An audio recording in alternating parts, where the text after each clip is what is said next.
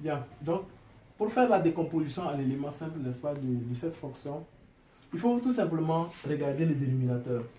Si la fonction qui est au dénominateur là n'est pas sous la forme de produit, il faut que vous la mettez sous la forme de produit de 2 ou de 3 fonctions. Ici, c'est déjà sous la forme de produit de 2 fonctions. Nous avons x au cube, facteur de x plus 1, le tout au carré. Maintenant, le numérateur là, ça ne vous regarde pas en fait. Ne cherchez pas à regarder la fonction qui se trouve au numérateur là. Comment est-ce que vous pouvez la mettre comme tu l'avais fait? Tu as vu que c'était évident. Tu as scindé la fonction. Tu as dit que c'était x au cube. Le tout sur quoi? Sur x au cube, n'est-ce pas? Facteur de x plus 1, le tout au carré. Et tu as dit plus x au carré, plus 2x, plus 1, n'est-ce pas? Le tout sur x plus 1, pardon, x au cube, facteur de x plus 1, le tout au carré. Oui. Tu te rends compte que le numérateur et la fonction carré là aussi sont les mêmes. Et tu as simplifié. Tu obtiens 1 sur x au cube. Ici également, tu simplifies 1 sur x au cube, pardon, x au cube, il te reste 1 sur x plus 1, le tout au carré. C'est parce que c'était évident comme ça. Mais il y a des fonctions, tu ne vas pas obtenir 1 sur x au cube, pardon, 1 sur x plus 1, le tout au carré, plus 1 sur x au cube. Tu n'obtiendras pas les numérateurs comme ça, 1, 1. Il y a des fonctions où tu peux avoir moins 1, il y a des fonctions où tu peux avoir moins 1 demi, il y a des fonctions où tu peux avoir 2. 2 que tu vas venir glisser comme ça pour avoir 2 fois 1 sur ceci et chercher la primitive de 1 sur ceci. Donc si tu ne cherches pas à aller dans la méthodologie générale et tu vas aller par l'évidence, tu vas voir que tu peux tomber dans un piège un jour. Donc il faut éviter de chercher l'évidence. D'accord?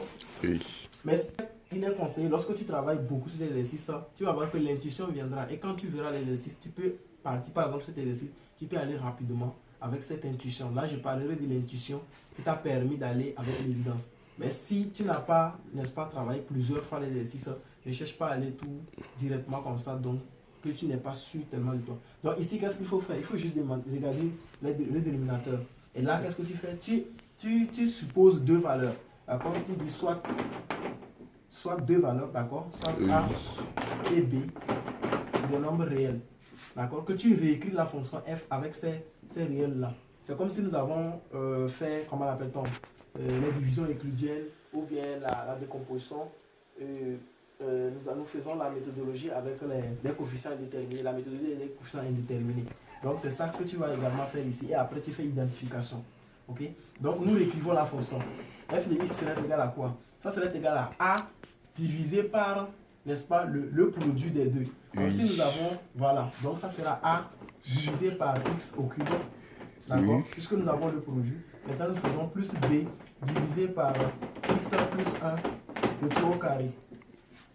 Ça va? Et nous faisons donc le produit des 5 pour demain. On rend au même dénominateur.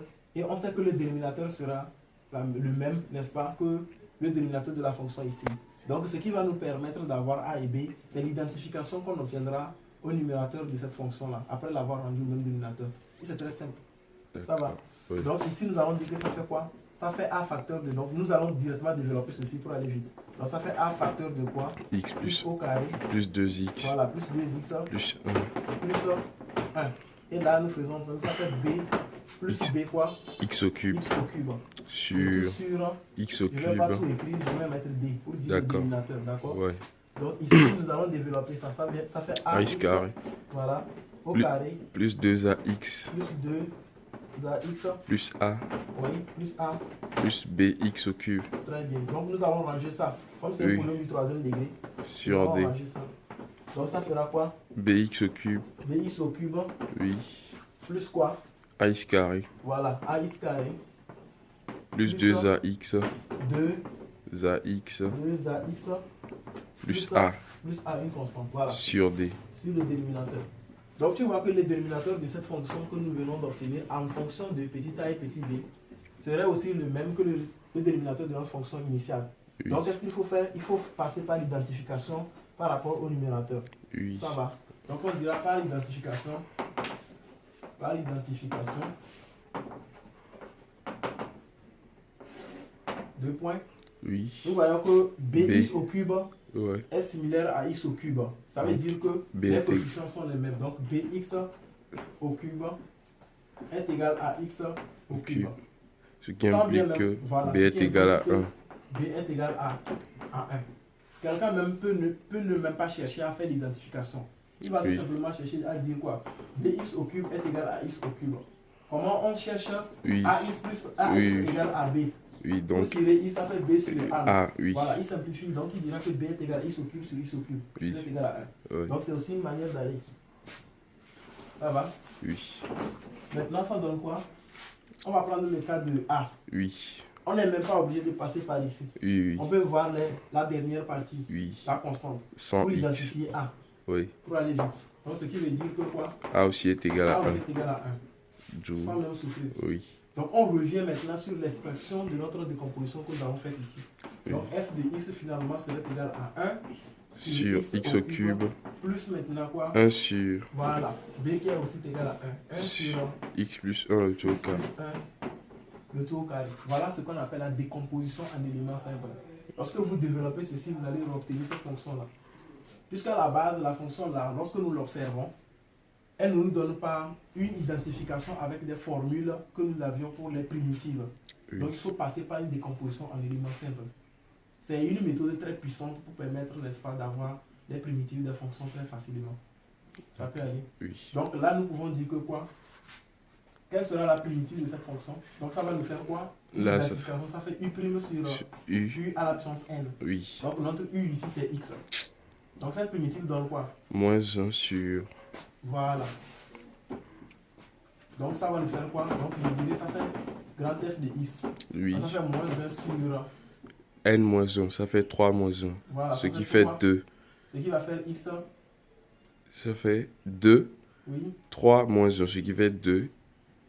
2x est sous-en 3 moins 1. Donc ça fait 2x au carré. 2x au carré. Oui.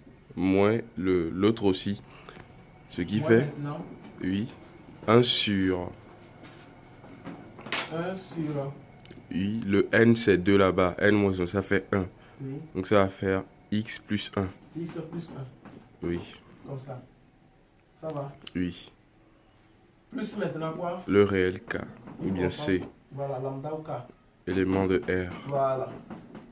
Donc voilà aussi cette façon plus simple, n'est-ce pas, d'arriver à avoir la décomposition en éléments simples. D'accord. Ça peut aller? Oui. Voilà. Bon, c'est bon.